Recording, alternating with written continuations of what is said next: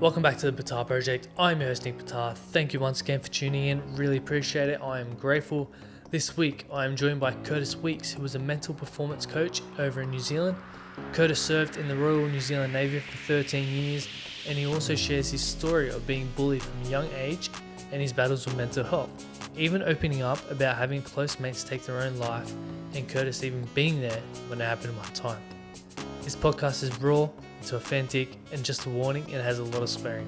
Grateful to have Curtis on the podcast today to share his story, and grateful for everyone who listens to the podcast.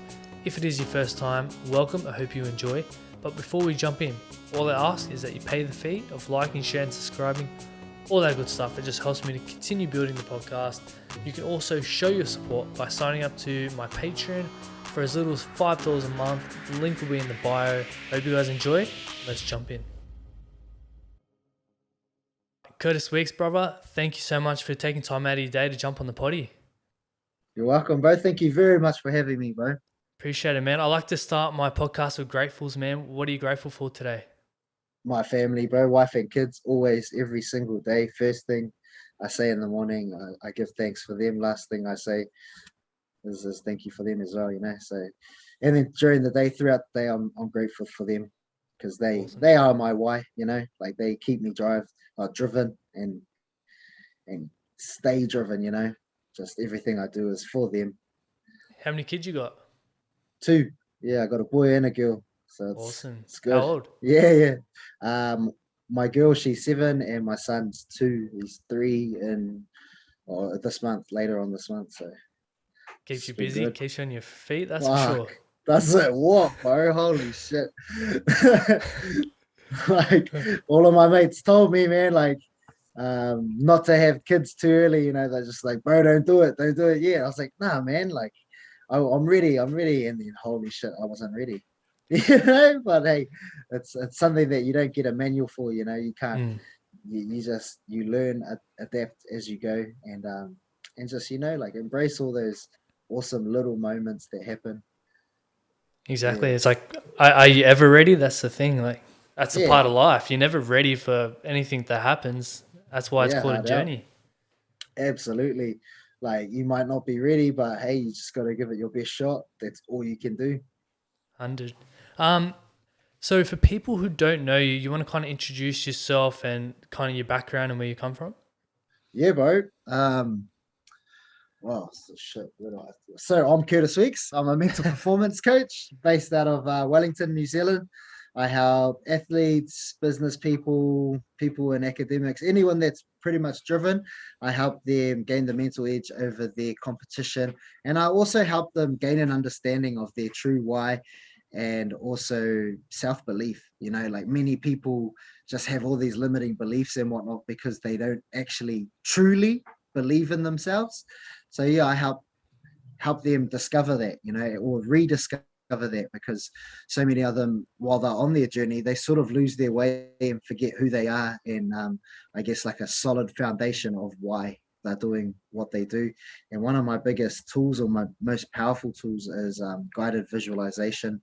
So that's probably one of my favorite ones as well, because you know the imagination is wild, and you just guide them through whatever they're thinking and hone it down. So I ask specific questions, and it brings up a clear image of who they want to be, and it lays out a clear path how to get there. Also published author. I wrote and published a book called From Why Me to Try Me. It's a story about my life and how I seen it through my eyes, the struggles I went through. Although I feel my story's very mild, like very mild, even compared to like other people that I know or even family members. It's just a story about mindset, like why me to try me. So I found, me personally, I used to go through life with a victim mentality, and you know, everything was like, just why me? Like, why is all this bad shit happening to me? Like, fuck, why do those people pick on me? Why am I receiving all this racism? You know, like it was all why me. And then just throughout my life in general, I found that life was just better when I switched it up to just try me. You know, oh well, try me. Like, let's see. Okay, you want to be racist? All good. I'll keep living my life. You know, I'll prove you wrong. You know, like shit like that. So yeah, that's what that book's about. And I spent 13 years in the Royal New Zealand Navy. Joined instead of doing my last year of high school because I was pretty much going to get kicked out anyway. So I thought I'll leave on my terms and I'll join the Navy. and it was probably the best decision. It was the best decision I ever made in my life because I was rolling with like different little street gangs and different crews and whatnot, just doing silly things which were fun. At that at that stage in my life they were fun, but just bad. Many of those fellas went to prison and joined up different like gangs and MCs and all that stuff. And I mean, still got love for them. They're doing their stuff, they're doing their journey, but I'm on mine, and I'm very grateful that I chose to join the Navy and pursue that career because that took me all around the world. Spent 9 years as a chef and then 4 years as a physical training instructor. But yeah, that's me, I guess, my bro. Awesome, bro. Man, I gotta say, like, I love your energy. I was looking through your Instagram and that. Fuck, you're full of energy. You Kiwi guys, it's something different. Cheers, brother. Yeah, I don't know. Yeah, I don't know what it is, but I just know that it helps people. I've just received so many messages just over like past couple years whenever I post something, like it changes people's mood and the day. Like if they see it in the morning, they're like, "Fuck yeah!" Like I feel good now. It's energy, and I just like to pass that on because life's hard, and you're gonna need some energy to get through it. Exactly. It's infectious too. Like if you're spreading all the positivity, bro, like people like, oh fuck, like it makes them happy as you said, and then they want to be more positive and it just keeps spreading.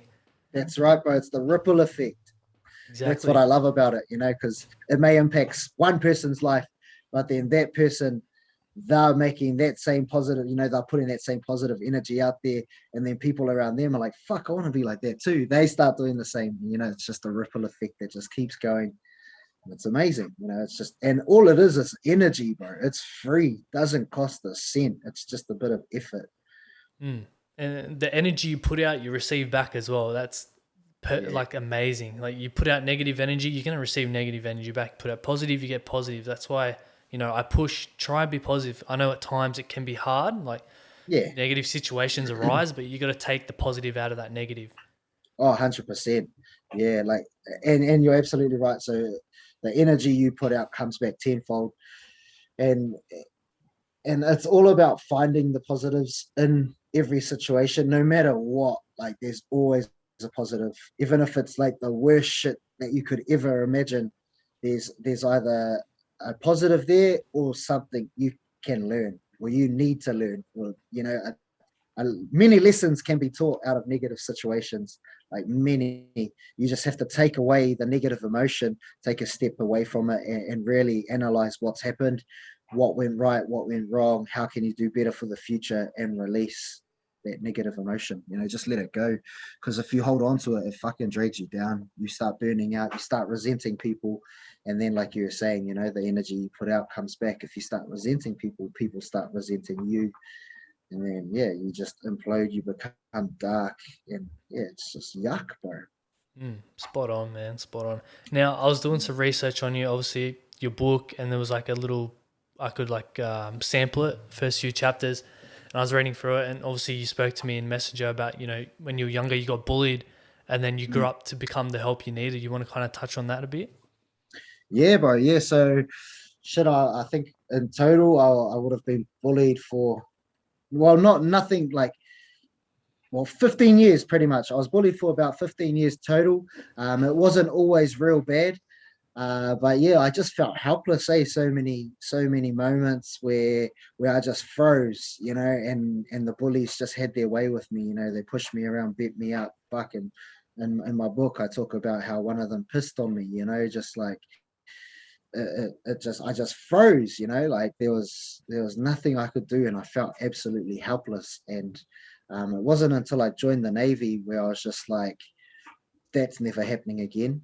And I sort of went the other way. Like I went a bit too far, like I started just fighting everyone and anyone. But then that's how I got into martial arts, and well, that's how I got into Muay Thai, kickboxing, bit of boxing.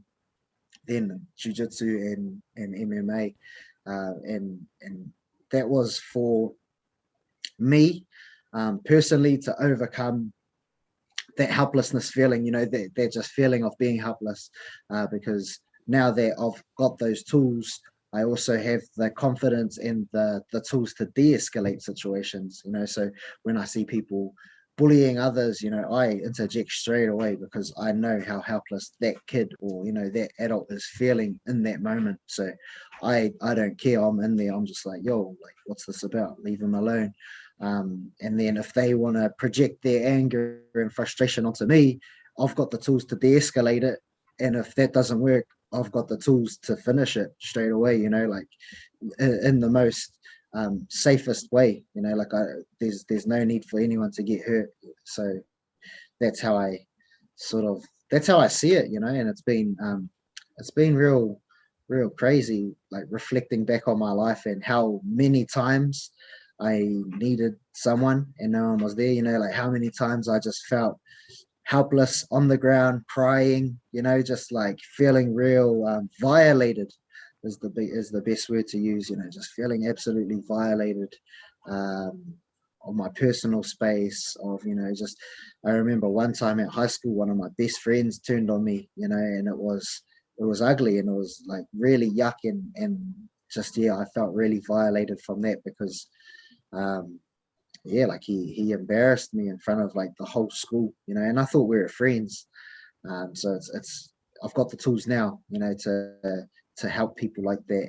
Not only do I have the tools to like combat that physically, but now I've also got the tools to break down the mental side of it, and just really let's unpack this because it's very traumatic, it's so traumatic and people don't understand how your past traumas affect your daily life, even if it happened when you're like 5, 6.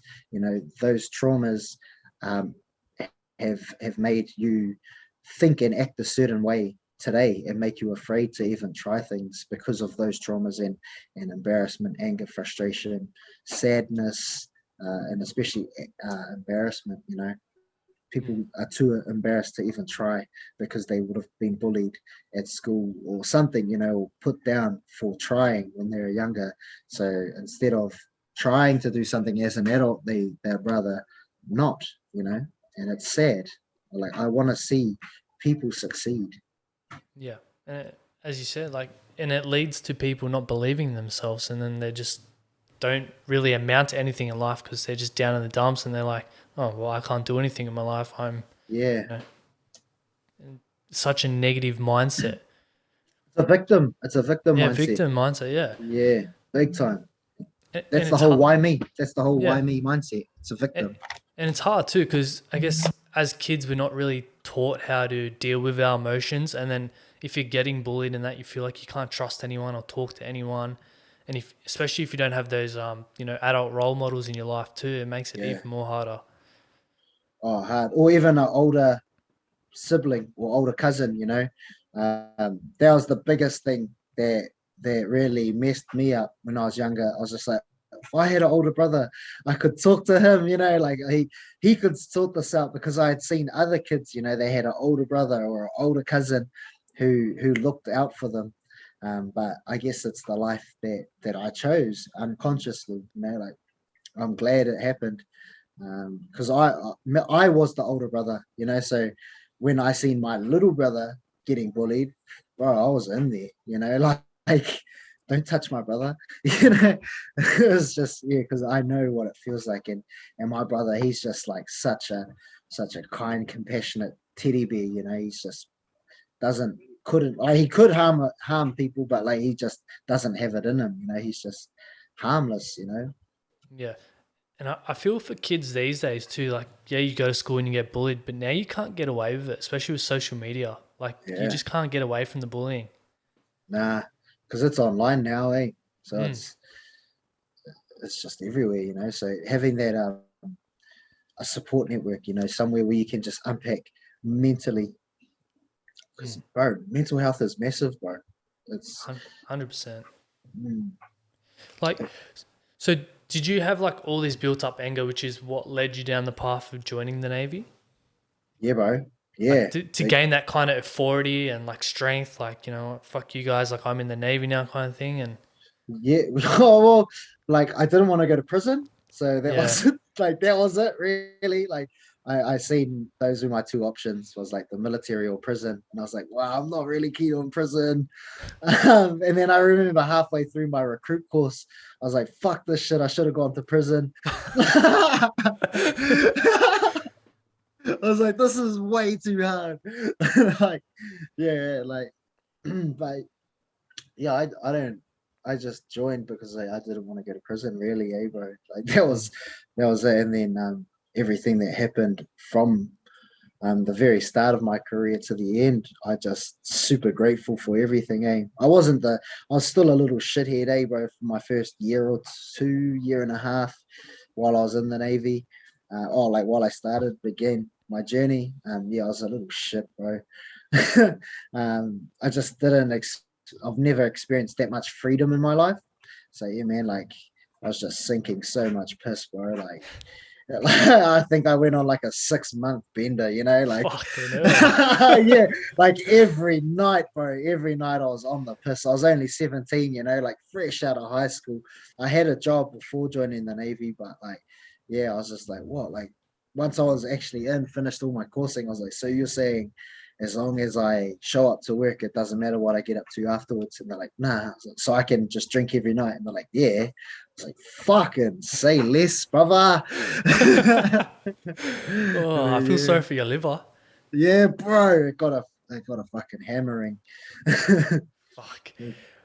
I've seen that a lot, like in the Navy and Army and stuff like. It's just a party. Like they go to work and then they just drink and party. Yeah, work hard, party hard, man. Or work hard, play hard. Now, why the Navy? Yeah, like, could have went Army, you could have went Air Force. Why the Navy? Yeah, so I wanted to go army originally, um, because one of my cousins was in the infantry, so I had to talk to him about it, and he was like, "Bro, fuck the army, don't do it." Like, he was like, my dad, he was in the navy, and he did 20 years in the navy, um, served 20 years, and he still works for them, and that's been like another 30 years. But I didn't really want to follow his footsteps. I was like, nah, like I want to do something different. And he's like, nah, man, like the Navy is good. Like you're always guaranteed a hot meal. You're always guaranteed a nice, comfortable bed, like showering. Don't join the army. I was like, well, what about the Air Force? He's like, oh, fuck the Air Force, bro. Like, just, like go Navy. And I was just like, oh, okay, bro, sweet as. And then also my like Maori youth advisor. So there was um, this Maori fellow at our school who was like a counselor and looked after the kids and whatnot. Especially like the Maori kids, all the brown kids, just all the Polynesians. He just looked after the troubled ones, really. So every now and then, if we'll be playing up in class, bro, he'd give us the old twick around the ears, and then would listen. But he as well, he used to take me sailing quite a lot on one of those traditional Maori sailboats. It's called a waka horua, and bro, I loved it. I loved it at sea. I loved learning about the stars and how to navigate by the stars and whatnot. And I told him I wanted to join the army, and he was like, "Bro, join the navy. Like you love the water, you love the ocean. Like you're good at sea, so why not?" And I was just like, "Fuck, true." So it was like more him than my cousin, but my cousin just reinforced why I should go navy. That's awesome. So she joined as chef. So what? You just cooked the three main meals a day and then did nothing, or what'd you Well, yeah, it's a bit more than that, but yeah. So they work like shifts. So you do every day is a different shift. So if you're on early shift, you'll start about 5 in the morning, depending on what you need to do. So you might start at 5 or you might start at 3. So if you start at 3 in the morning, you do the bakery as well. So you make all the bread rolls, some desserts and whatnot. Then you put up breakfast. You make sure that the kitchen's cleaned for the handover, and then you knock off at about like 8:30, like that. So that's your day. But then the next day you'll come in and your day work. So it'll be like from 8 till 4. You're responsible for doing all the cleaning, doing the desserts, the salads, just any other little jobs and whatnot.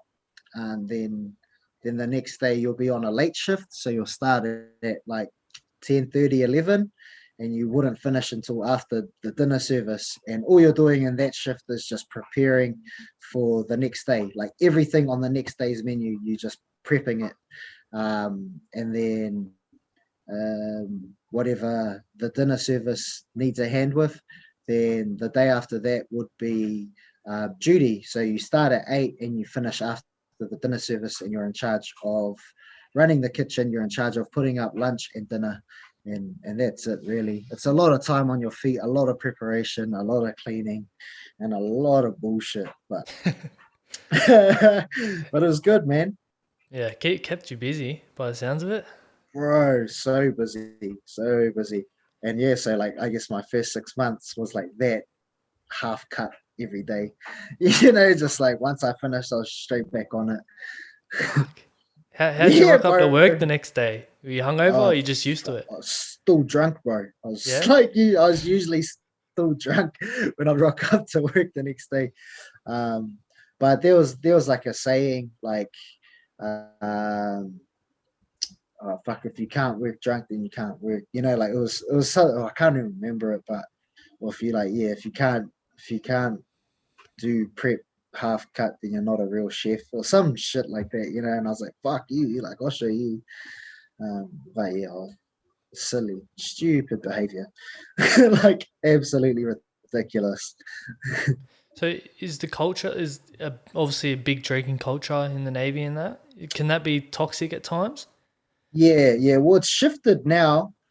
So it used to be a real big drinking culture, and yeah, like it was toxic at times. 100% it was toxic. But yeah, now it's not really cool to get as fucked up as you used to get. So it's good. It's good. People are more about like just having a good time. So like when we'll go to overseas ports and whatnot, like the first thing, well, the night before you would even get in, you'd be on the piss at sea. Like you'd just be getting wasted. Then you come into a port, and instead of doing like touristy things and checking the place out, or like going for a run, or like normal things, like it'll just be like the moment you stepped off the ship, it was just to Go the to the to pub. the closest pub to, bro. It was whichever one was the closest pub that turned into our local, and we just invested. We skyrocketed their profits for however long we were there. They loved us. Yeah. I bet they did. Yeah, they loved us. Some of the locals didn't love us, but fuck, it is what it is. Heaps of punch ups, but that's life, I guess. Exactly. Young and dumb, they say. Yeah, bro, I'm full of something. So where's some of the places the Navy took you around the world? So yeah, I did the figure eight of New Zealand. That was pretty cool. Discovered some real like hidden spots. Been around. So I've been to Tassie, Brisbane, Sydney, Darwin, Cairns, Perth, Fremantle, like a couple other spots like Mackay and yeah, a few other spots in Aussie that I can't think of off the top of my head, but also Guam, Hawaii, Samoa, Tonga, Indonesia, Malaysia, Singapore, yeah, and then Just like also the local kind of countries. pretty much, bro. Yeah, like Southeast Asia, and the Pacific. So all around the Pacific and Indonesia, Malaysia, sort of. Yeah, so that was cool. I've always been interested. What do those kind of trips involve? Like, what do you guys do? Party. Nah, nah. That's a part of it. Yeah. That's a big part. Yeah. Now we do. It depends on what the trip is. Some are just like diplomatic ones where you're just flying the flag. So there's like some sort of UN meeting, and New Zealand needs to show face. New Zealand and Australia usually out together, so there'll be like a couple ships in the same port, mainly for our our higher ranked officers to liaise with each other and just discuss politics. Really, other trips are quite like training trips, getting ready for like war if it happened. Those were cool ones because like you're there for a reason. The mindset's just different. Like it's like the whole kill or be killed sort of attitude. Those are my favorite trips because it's like you're preparing for what could be war, but also like it's like a big game. There's like a war game that's going on, so it's like real. Like let's win. Let's just try destroy as many people as possible. But yeah, that's sort of most of it. So it's a lot of hard work at sea. Just a lot of hard work at sea, and that's the reason why I think everyone used to just get shit faced. First night in port, just blow your pay. God. So chef, and then you moved into what, personal training, or was it? Yeah, physical training instructor. So yeah, just taking big groups for PT. Circuit training, all that sort of stuff was yeah, it was pretty buzzy how that happened because I grew up my whole life. I was such a fat cunt, like so like to become that, wow, it just blew my mind, and it was awesome. It was quite rewarding, just yelling at people and they run around. When you moved into the like training, were Yeah, you like still partying hard, or you kind of stopped that and focused on fitness? I was I was focusing on fitness, but yes, I was fighting at that time. So I had um, yeah, I fought like Muay Thai, boxing, MMA. But I'd still party. Like it wasn't as much and wasn't as often. But when I did party, it was usually a blowout. It was usually a good night or a good few nights. Just I Good don't know. week. Like yeah, bro. Honestly, I used to just love just the after party and then the after party. I don't know, bro. I just enjoyed carrying it on. Um, but yeah, so when I got into that, I was still drinking heavily, but it wasn't as often. Um, and yeah, it was just a lot of fitness based stuff. But as I got fitter, I used to just do even like more crazy things, even if I was still drunk. Like I remember being like shit faced this one time, and I was like, I had to work, and this was when I was doing my fitness thing, and I was like, fuck it, I'm gonna do like 300 shuttles, and each shuttle I'm gonna do a burpee, just like for fun, like that Yeah. was the sort of stuff I got up to, just to really test my grit.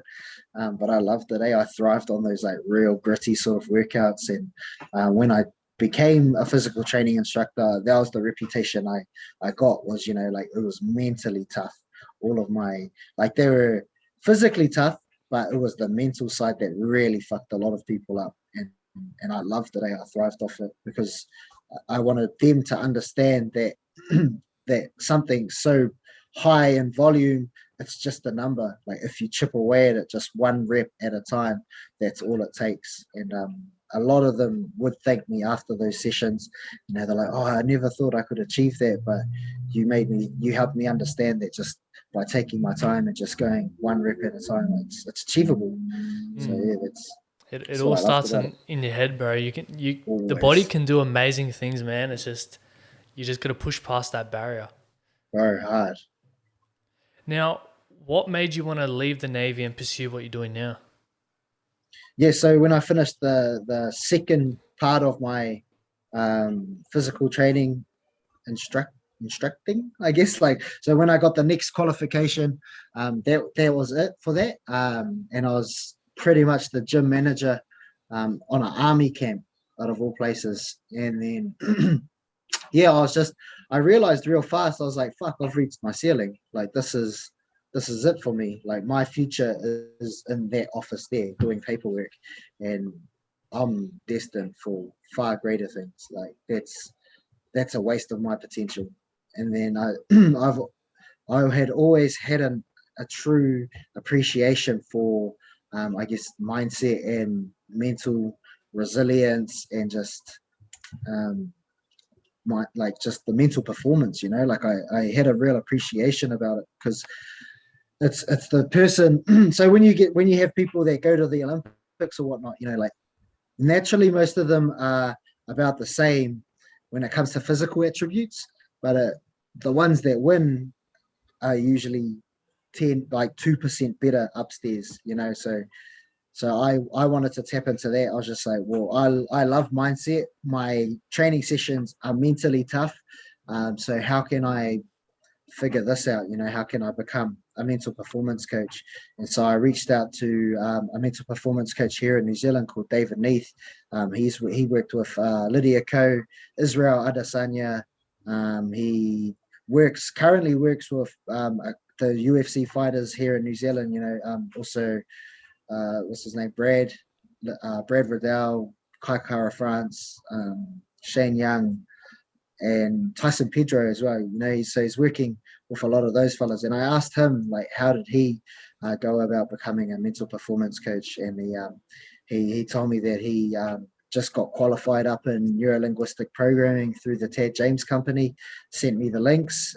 So I looked at those links, sent a couple emails, got a phone call straight away from some fella called Marty, and I think he lives in Manly, so he gave me a ring straight away. I was like, oh shit, this is out of it, And then yeah, we got into it. Oh, actually, no, sorry, Marty was afterwards. It was a fella called Connor Healy, still in the Sydney area, but yeah, and that's sort of what got me pursuing this, was just having that appreciation of the mental performance side, then actually taking action on the qualification side. Mm. It's awesome because I'm seeing a lot lately, like a lot of athletes are having like a mental coach in their corner as well. It's not just physical, right? As you've mentioned, it's all a lot of it's mental too. Yeah, bro. I mean, you just look at the Olympics, the amount of people that have said that it's mentally the hardest thing that they've had to go through, like that Simone Biles chick, she said, she wanted to pull out because of mental health reasons, it's she shouldn't ever have to do that. They should have had the resources there for her, like I'm not feeling mentally okay. Mm. Okay, here's our mental performance coach. Like let's get to the root cause of this problem and figure out how to make you feel better so that you can go out there, represent your country and represent yourself to the best of your ability. Like just her saying that she needed to stop for her mental health is a big red flag for me anyway. Like every single country should have had those resources on tap, because Mm. the mindset's everything, Yeah. especially something such like so big as the Olympics. That's like the most pressure you could be under. Yeah, exactly. Like, and I respect her for being self-aware and realizing like she wasn't in the mental state. And I hate like what social media, all the shit that they put in her, like that's Yeah, disgraceful, eh? well, hard. Like people calling her soft and whatnot. Like, bro, That's why there's such okay, a stigma around mental health. Like it's fucked. yeah, it is fucked, bro. That's so fucked. And it's more people do need to speak up about it. I feel like it's like so many people are being like just fucking dickheads about mental health. They're like, well, you're just soft. Like fuck off, cunt. Like why do you need to say it like that? This person's choosing to be vulnerable, and that's definitely not soft. that's Mm. that's like quite the opposite of soft, really. Someone chooses to be vulnerable on an international stage. That's as tough as it gets. Yeah. If you ask me, like yeah, she pulled out. She had trained her like 4 years and then pulled out. That's what people say is not acceptable. But like again, it's your mental health. Like all these people have an opinion, but not all of them have competed at that level. The opinions of those that have competed at that level, who say, like she is soft or they're soft, like it's still not okay, but that's more of like they put more context behind it. It's Mm. just like I believe that's soft because of these reasons. Like you're there to do a job. I felt like that, and it's just uh, it's yeah, the whole mental health thing is getting bigger. The movement's getting bigger. There's more awareness coming around it. I think it's the narrative um, that's around it. So I think if we just empower people rather than um, disempower them, or shoot them down, Like, I needed this time off for my mental health. Yep, cool, sweet. Let's sit down and let's talk about it. Like, how can we get you back to 100? How Mm. can we get you stronger mentally? Yeah, and it's great to seeing the awareness around mental health. But the thing is, so many people post mental health stuff, and then they'll go bag out athletes and stuff because to them they're like not human, but in reality they Yeah, are human. Like very hard. it's fucked. It's like seriously, like don't That's go post that shit and then go tell someone to kill themselves. Like I do not get it, eh? nah, not at all. One of Like my mates, he was saying that he thinks people talking about mental health on social media is making it worse. And I never really looked at it from that perspective. Um, I do see where he's coming from.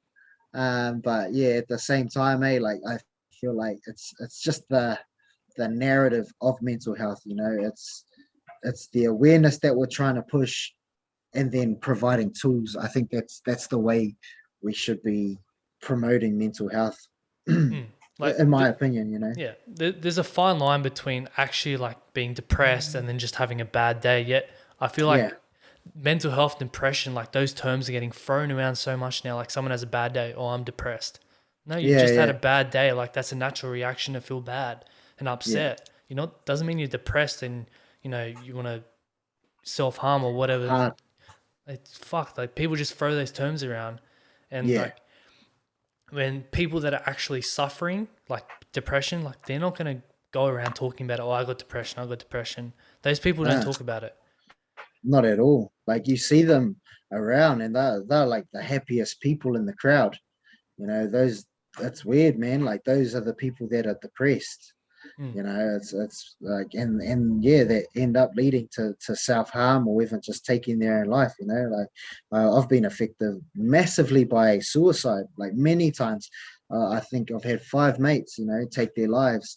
One of them we resuscitated. I was there, like we Shit. brought him back to life, bro. It was, yeah, and he was one of the happiest people, like that was around me at that time. He was always joking around, always having a laugh.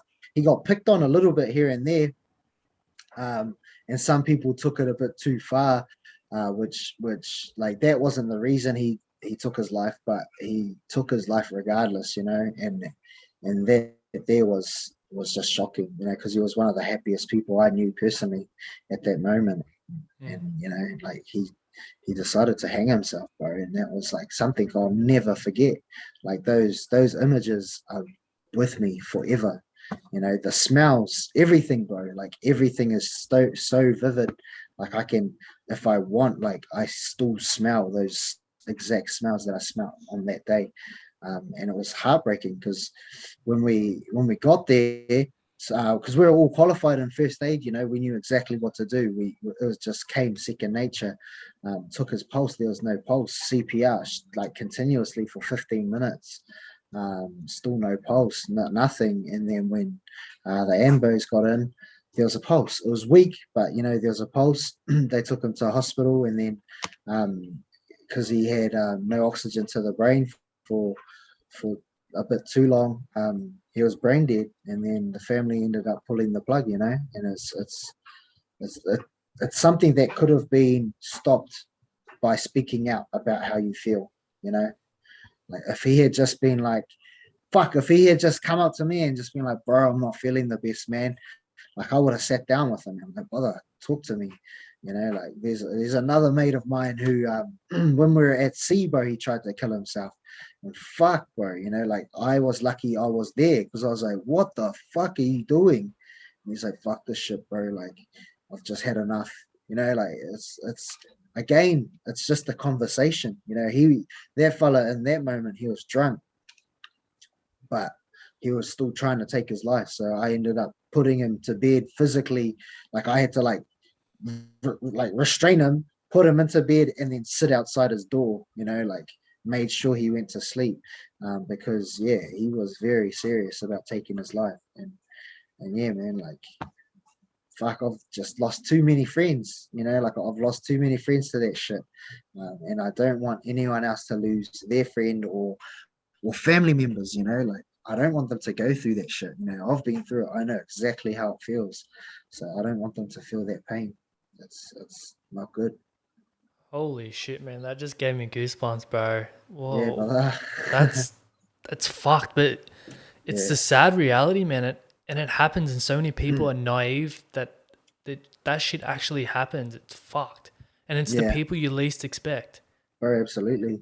Yeah, both of those fellas from those examples, both of them, bro, happy as, always laughing, always joking around with the boys, like, but yeah, you just don't know. Wow, it's crazy, man. Thank you for sharing that, man. Like, No worries, wow, bro. how did that affect you? Oh, it fucked me up, bro. Like, hey, yeah, it fucked me up. It knocked me down for maybe like a solid month. Yeah. Um, but then life happens, bro. You just gotta crack on. So I just cracked on with life. Again, it's just taking the learnings, releasing the negative emotion that's attached to it, and just living on. So after after the bro hung himself, that made me even more aware. So I was just like, any sort of telltale sign, that someone was even thinking or hinting of it, boom, I'd sort of just sit down with them, bro. You all good? Like just a conversation. Because yeah, like and then even then, I've noticed. I remember another time when I was working in the kitchen still, and I noticed one of the boys just wasn't himself, and then I just pulled him aside and just sat down with him, bro. Sat down for like 45 minutes talking, bro. And then he ended up saying like he's been thinking about just ending his life. I was like, bro, you've got so much going for you. Like this is just a phase, like this is just a phase. You'll get through it. Like it's not that bad. It's not so bad that you need to end it, and it's honestly it's just a fucking one conversation away. But those people that are in that frame of mind, they're dangerous, bro. Because you could have that conversation with them, and then you walk away being convinced that you've helped them. Fucking, then they still go and do it, just because something else would have happened, and they're like, "Yeah, no, I was right." It's fucking hard. It's real hard. It's hard. Like there's no two ways about it, bro. It's Mm, fucking tough. Mm, it's fucked, and like a lot of like mm. it's a lot of men too. Like Yeah, men's suicide is way higher than female suicide, and it's because that society of keep all your feelings in, all your emotions, don't share them. yeah, You're a pussy if you talk about your bro. emotions, Hard. and bro, and like we're taught that from a young age, and it just builds, Yeah, builds, builds, and then finally one day it's gonna explode. yeah. They're just like, well, fuck, I can't talk to anyone because I'll be a fucking soft cunt if I do. So the only other option I got is fuck, I'll just end it, and it's fuck, that's not, bro, even like I said, I got bullied for a good chunk of my life, bro. I tried taking my own life, I definitely tried. Um, and I'm fucking grateful that it didn't work. Like, fuck, so grateful.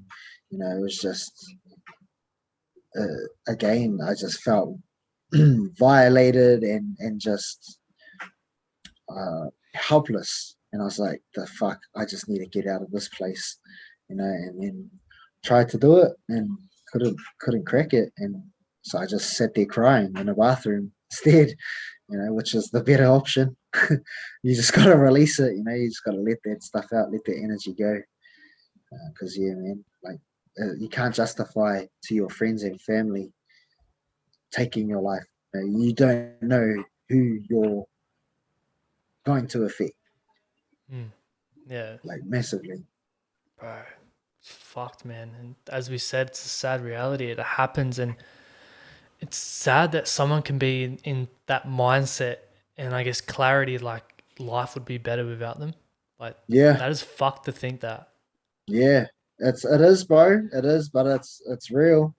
You're actually convinced, bro. You're so convinced that people would just be better off without you. Like it is fucked. It's so weird. But yeah, you're just like, nah, yeah, I reckon they don't need me. I'm like, I'm not a good kid anyway, So it's like it'll be less of a burden if I'm not around. So Mm. yeah, And, that's fucking sad. That's wrong. So yeah. wrong. And people say, suicide's selfish or the easy way out. But when you're in that mindset, like you're not thinking of other people. You're just in this bubble of fuck, I can't get out. I'm stuck. I'm at rock bottom. This is Mm. my only option. Yeah, well, you do think about other people. You think about how much better their life would be without you. You know, Yeah. that's the sort of thought it is, bro. And it's yeah, it's weird, bro, because you get convinced. Like, yeah, it's the fucking devil, bro, straight up, just telling you, like, yeah, you'll be better off without, like everyone will be better off without you. Just take your life. And that's not the case at all. Like, Mm. life is better with you in it, you know, Yeah. 100%. You may be at rock bottom or at a shit spot, but that's not going to last. You can get your way out. Yeah. Well, fuck, if you're at rock bottom, there's only one way Exactly. up. You can only go up from there. So it's about laying that foundation and just fucking grinding, like that's what I've found in life is when you just apply yourself to one thing and apply yourself correctly, bro, like, yeah, it might be hard work, but you feel better. You Mm. feel accomplished, you feel more satisfied doing your work. Yeah. And like they need to feel comfortable reaching out, but like Yeah. because people are going to help them, support them, give them the tools. But at the end of the day, you got to find that inner strength within you to get yourself out because no one else is going to get you out. Nah, yeah, absolutely. Like, I mean, you can have all the support you want, but it does, at the end of the day, it does come down to the individual. Mm. You got to have that will to fucking live. That's it. Yeah, the will to fight, bro. Like, you're just you're wanting to want to punch on, like, fuck, let's just get it. Fuck. Dude, Yeah, Hardy. fuck. These conversations, man, like they're so raw and authentic. That's what I love about them. And bro, it sheds light on like what actually does fucking happen in this world. Yeah, And as I've mentioned before, so many people are naive and they don't believe it happens, but it's happening all yeah. around us. It's Hard, fucked. bro. Yeah, it is so fucked. But then, like, those sorts of things lead to substance abuse as well, which is another thing I got into. I got hard out into like synthetics, like the synthetics, bro. We would smoke like an ounce a day of synthetic marijuana when I was in the Navy. It was just substance abuse, bro, like at its finest. And then that's another dark spiral. You start. I witnessed many of my friends just fucking lose it mentally. They couldn't survive without it. They started robbing our mates, like just to take it to a pawn shop and then get some money so they can buy some more synthetics, or like ticking up a TV or a PlayStation to sell it to, to get some more synthetics, like it was bad. Um, and yeah, like substance abuse is another big one that's dark, because it's just escapism, really. At the Yeah. end of the day, you're just trying to escape something. It's the only way to do it. Like, those struggles and whatnot is to just face them. Like, really have a look what's going on. Like, why am I trying to get out of this? Like, what's so shit about my life that I need to fucking turn into a vegetable every night?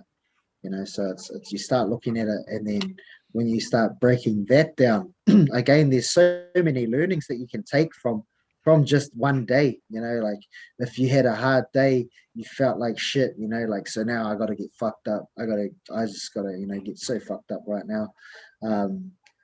But it's not like that. Like, sit down and break it down. Like, what happened? Why am I feeling this emotion? Like, why do I feel this way? This person said this to me, made me angry. I wanted to punch him in the face. Why?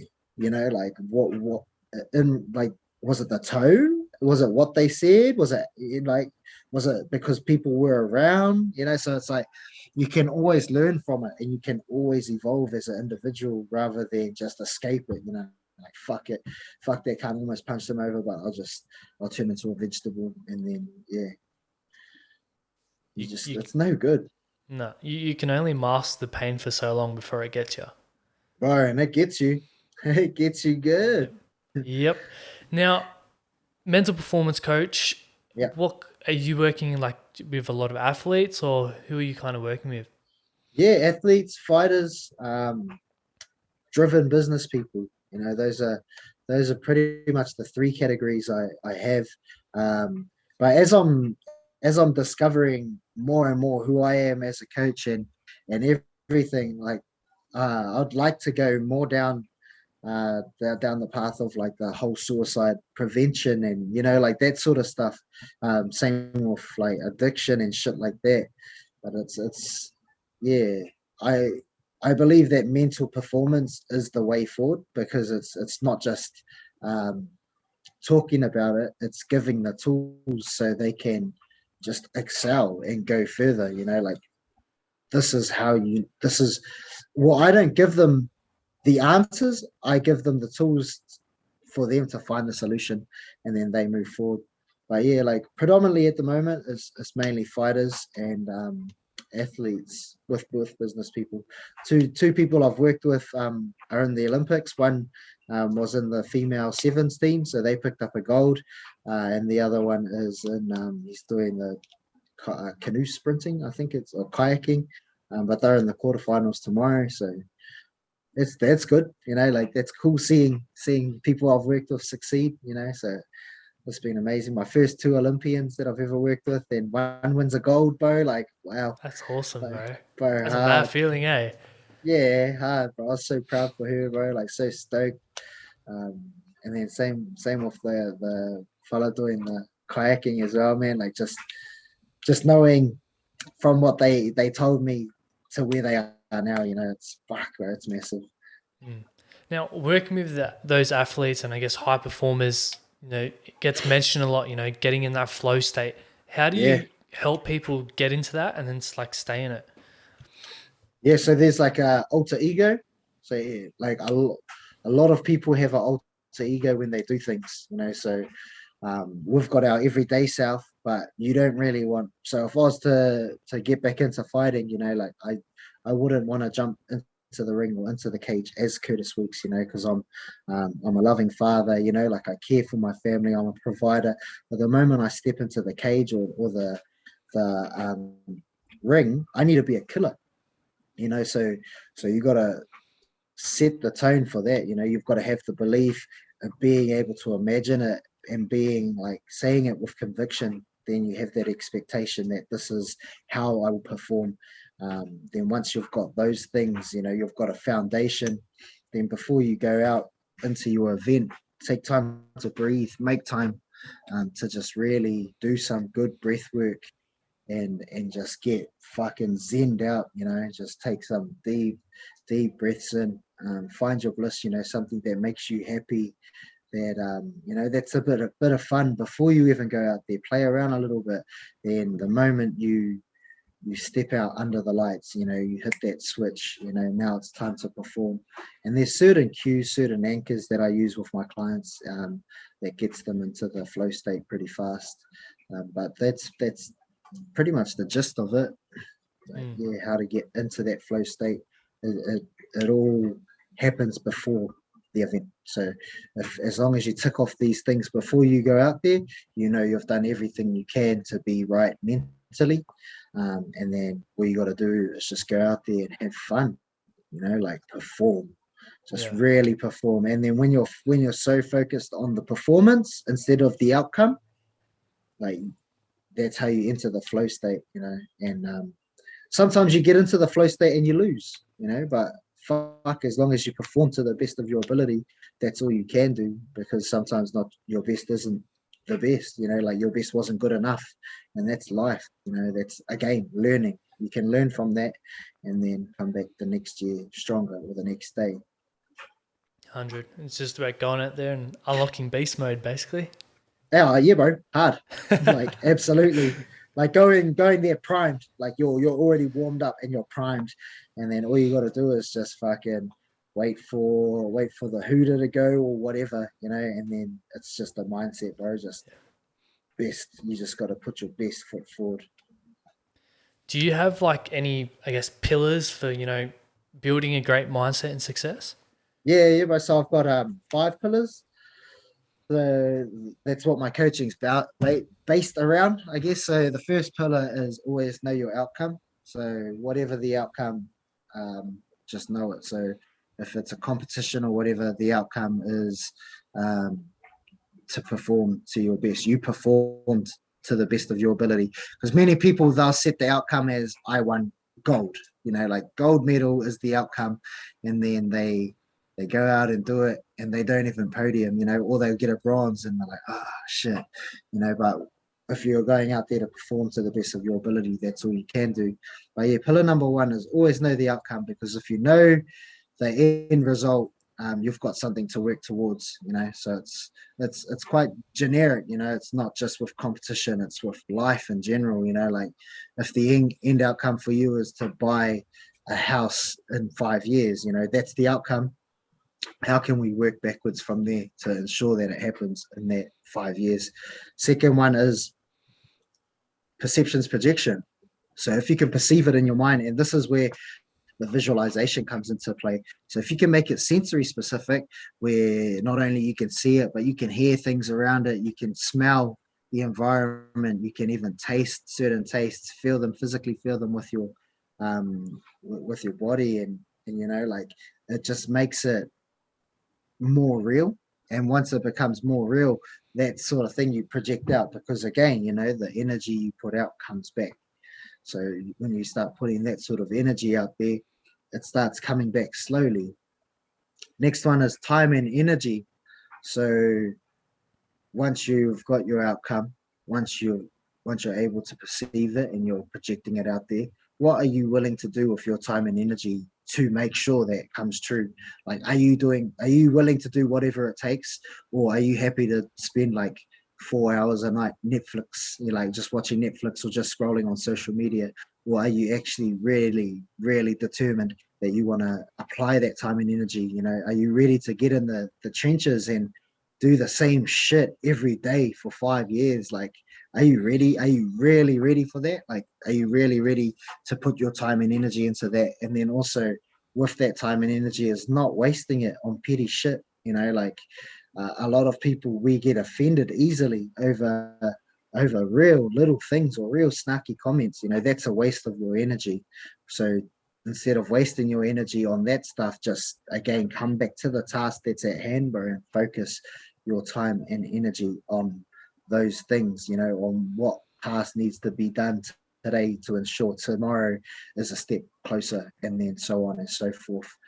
Then pillar number 4 is consistently pursuing excellence. So it's again, they all link up too, bro. They all link up. So when you put your time and energy into something, you want to make sure that it's with excellence, because if you're just going like half-assing, if you're just half-assing it, then the result will be a half-ass result. It's the proof's in the pudding. Like whatever you sow, you reap. So if you're putting like shitty things in and not giving your best, then just expect the same with your outcome. So consistently pursuing excellence is as simple as a good way you can practice that is tying your shoelace. Like with excellence, because everyone's excellence is different to the next person. It's doing the best that you can with what you have at that time. That's what excellence is. So today, it's your excellence is here. Tomorrow it's here. So the day after it's there. At the end of the year, your excellence should be like 365 times better than day one. So it's just about doing something 1% better than each day. Each day you're just doing it 1% better than the day before. Then the last pillar is keeping it 100. And keeping it 100, bro, that's my favorite pillar, because it's there's levels to this pillar.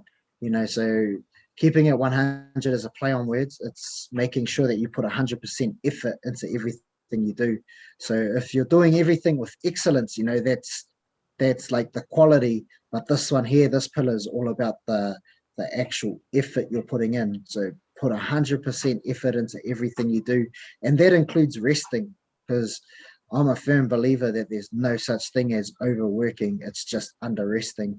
And I discovered that while I was in the military. Like when we'd get smashed with just stupid timings and just like running on hopes and dreams, like I found that rest was a tool. So whenever you get a chance, if you're feeling fatigued, have a quick nap, like if you're able to give 100% effort on everything you do all the time, like you're going to be better. But I mean, like, if you want to give an 80% effort, all good. That's all good. You just have to be ready for an 80% result, and that's what it comes down to. And it's that mundane shit, like I was saying, but are you ready? Are you really ready to do the same shit every day? Because that's where these two pillars come in, like excellence and 100%. Are you really up to that, like every single day? Because a lot of people are about it. They talk about it. They'll sell you the dream, but like that's shit, bro. Like it's like it's hard. What you It's put in is really, what you're gonna really get hard, out. bro. Exactly, bro. And then that keeping it 100, it's about accountability. It's about empathy as well, and gratitude. So practice empathy. Help people when you see them, because you can. Hold yourself accountable for your actions. If you fuck up, you make sure you let people know it was you, and don't let someone else take the rep for it. And then be grateful for everything you have in this. If it's a tough time, in the tough times, be grateful for those things. If you're on top, be grateful for those things as well. But the hardest thing is when you're actually struggling, really struggling, and you've got no motivation. The hardest thing there is to be grateful. And as long as you can grip onto that, fuck, that's a start. If you can be grateful while you're struggling, you'll be grateful when you're successful. So those are my 5 pillars. Fuck, Yeah. I love that, eh? Yeah, fella. Especially Write them keep it down, 100, bro. man. That's the best one. Yeah, bro. Told you. Yeah, that's my favorite pillar, man. But they all link up. So the reason I chose 5 pillars is because I looked around at all these different pillar systems. People have 3 pillars or 2 pillars or 4. But what I noticed with those ones was if you took one pillar away, the whole system fell apart. Um, where I've got 5 pillars, and where I discovered, where I seen a coffee table when I was getting coffee one day, or I was at a cafe, and it had four legs on the outside and one in the middle. And I was just sitting there, and I was really fascinated about this coffee table, because till that point I'd never seen one like that. I was like, that's cool. Like, you could knock off 4 of those legs and that coffee table will still be sweet. It'll still be standing there. And it's the same with my pillars. You just apply one pillar to your life and you'll be sweet. And but when you apply all 5, there's zero regrets. There's zero regrets whatsoever when you apply all 5 of them. And heaps of my clients have told me in the past, that they really grip onto like one pillar. When they're going through certain struggles in life, they're like, fuck, this pillar really got me through it. I'm like, sweet, brother, that's what it's for. So it's powerful stuff if you apply it, if you're really ready to apply it. Yeah. And it's like those outer pillars, you can put all your energy into those pillars and then you go 100% in that, which is your 5th one. Boom, magic.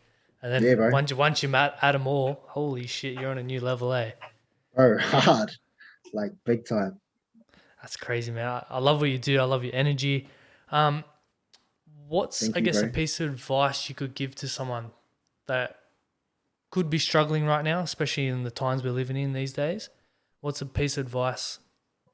Yeah, like dig your own ditches, so like find something that you're passionate about, or even if it is just work, like what do you want out of life, and dig those ditches, dig those trenches. Be a trailblazer. Don't be afraid to work hard. It's when you're in those ditches working hard with purpose, like living life with purpose, that's where opportunities present themselves. Like, so you could be working for some fella that you don't even like, but it's paying the bills. The moment you start working with purpose, they'll start noticing a change in that, and they'll start giving you different opportunities. And or even if you're working for yourself, you just start working with purpose. So yeah, it's probably the biggest bit of advice I can give at the moment. It's just do things with purpose, because you get recognized, and with recognition comes opportunity. And it's like purpose is like, I believe, key to like everything in life. But how so many people don't have a purpose? How do you, I guess, help someone find it? Yeah, so what do they like? Like what are they into? What are they really into? That question there can take an hour. Mm. It depends who you're talking to. Um, but yeah, a good place to start is like, what do you like doing? Is a really good place to start. But in regards to just like, let's say a tradie, how do they do their job with purpose? It's they just show up, do the same shit, and then knock off. Then like, it's so how do you do that with purpose? You just show up and you make sure you do it to the best of your ability. Like, if you've got a nail gun, you make sure it's lined up. You do it with purpose. Those sorts of things. Everything is done with meaning and purpose. Mm. If Now, that does that make sense? yeah, it makes sense. Makes Oh, sense. yes. Like, Yeah, yeah, bro, like everything you do in life, as you said, you should do it with purpose and to the best of your ability. If yeah, if you start half-assing shit, well, then everything in your life you'll start cutting corners and half-assing that as well. yeah. Hard. And then that's your reputation. Like, people start, they're like, oh fuck yeah, there's old mate, he's a half-assed guy, and they're like, oh true, oh yeah, don't hire him. Like, Yeah, it becomes your reputation. You get a rep for doing things half-assed, and then no one wants to pay someone to do a half-assed job. yeah, and it's the little things in life too. Like never cut corners. Like I go for a run around the sporting field, and I make sure I never fucking cut a corner on that field. Nice, bro. Nice. Like, and like, yes, it doesn't mean anything if you were to cut it, but it's just a mindset of don't cut Yeah, corners. yeah, it is. And like, as tempting as it is, you're like, oh, I mean, I could that. You're like, no, no, no, I'll just stay on the outside here. Mm, That's discipline, bro. yeah, exactly. Now, you wrote a book. You want to give it a quick plug? I know you did earlier, but we'll give it a plug again. Is it From Why Me to Try Me? Yep, that's the one. It's available on Kindle, or you could just go to my website, coachcurtisweeks.com. You can purchase it there.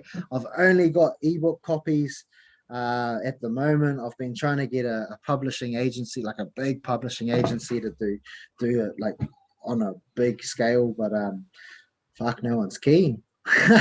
um, Fuck. yeah, hard, which is disheartening. I've tried heaps too, but that's all good. Yeah, I'm a firm believer that everything happens for a reason. So yeah, at the moment it's only available online. Um, Fuck, I wanted to have an audio book done by now, but life happened. That'll happen when it does. So I want to get an audio book out there, and I do want to get it into like the bookstores, Awesome. because it's just got so many learnings in it, like, that people can resonate with, and I give specific examples of what I could have done, what I chose to do, and the best scenarios. I break things down. So Yeah. it's a good book, bro, for like tools and stuff. Listeners, go and check it out. And when you get physical copies, let me know because I love physical books. Yeah, yeah, bro, absolutely. Um, what does having a better life mean to you? Having a better life, uh, happiness, really. At the end of the day, that's all I want. For my wife and kids to just be happy, and like that we don't need to worry about things, like whether it's the finances or um, anything, like just being happy in life. That's, for me, that's a better life. I mean, I'm happy at the moment, but I'm not as happy as I could be. Like, there are things that are making life a bit harder than it is, than it should be, at the moment. But that's life. So a better life for me is just like having peace of mind and just being happy. And Happy you. Yeah. probably have a similar answer to this next question. How do you define success? So my success is a little bit different, bro. So the way I define my success is, I'll have my 100 acres of land, and on that land I want to run like uh, retreats, where people could come and Just break down all the walls, break down all the barriers, let go of their negative emotions, and we just rebuild people. On this bit of land, I want to have 5 different huts. Each hut is like however far apart, and we just tramp. Like go for a hike from one to the next, do some activities, do some fitness, like really do some military style fitness, because that's something I'm good at.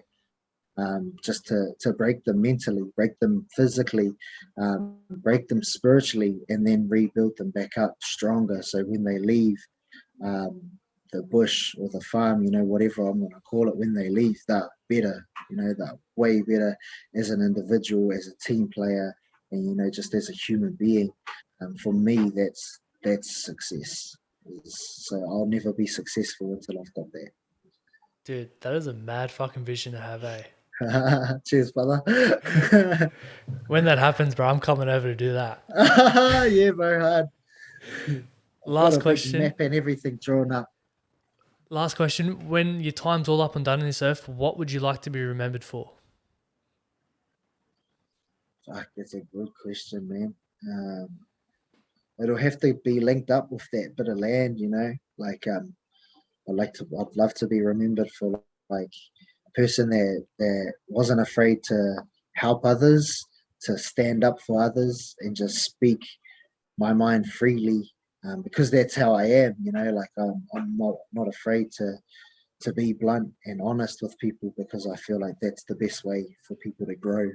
But yeah, just to be known as a person that wasn't afraid to help the vulnerable, wasn't afraid to, just break people, to rebuild them and make them better, just to I don't know, just help people, just be known and for that guy that helps people, like, but on a deeper level, like really help people, take them down, let go of their insecurities, their doubts, their limiting beliefs, and just reinforce empowered beliefs, and just self-belief within individuals, teams, and whatever. That's pretty much what I want to be remembered for. And if I'm remembered for that or as that, I had a successful life. That's awesome, bro. And you're definitely on track to getting there, man. And as I said, I love your energy and I love all your work you're doing. So you'll get there.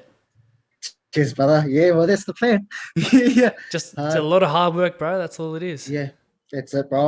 I'm in my trenches at the moment. I'm just digging away, um, just coming across one hurdle or one obstacle, then the next, and then the next, and that's life. Like it's only one way to get better is to just keep persevering. Exactly. Well, my bro, I guess we'll wrap up the episode there, man. Thank you so much for joining once again. Super grateful. It's been an awesome chat.